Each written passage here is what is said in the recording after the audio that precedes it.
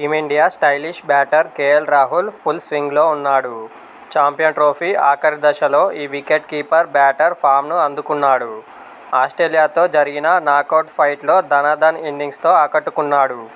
ఒక ఎండ్లో బౌండరీలు, సిక్స్లతో ప్రత్యర్థుల మీద విరుచుకుపడిన రాహుల్ మరో ఎండ్లో ఉన్న టాప్ బ్యాటర్ విరాట్ కోహ్లీ మీద ఉన్న ప్రెజర్ను తీసేశాడు.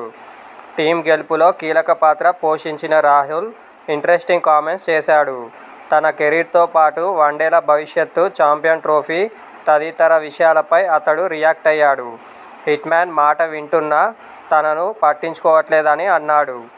గత కొన్నేళ్లుగా బ్యాటింగ్ ఆర్డర్లో 5వ స్థానంలో ఆడుతూ వచ్చానని, కానీ ఇప్పుడు తనను కింద ఆడిస్తున్నారని రాహుల్ అన్నాడు. టీమ్ గెలుపు కోసం కెప్టెన్ రోహిత్ ఏం చెబితే అదే చేస్తున్నానని తెలిపాడు. అయితే తాను ఎక్కడ బ్యాటింగ్ చేస్తున్నాననేది చాలామంది మర్చిపోతున్నారని చెప్పాడు. తన పర్ఫార్మెన్స్ను పట్టించుకోవడం లేదని, తగిన గుర్తింపు దక్కడం లేదని ఇండైరెక్ట్ కామెంట్స్ చేశాడు.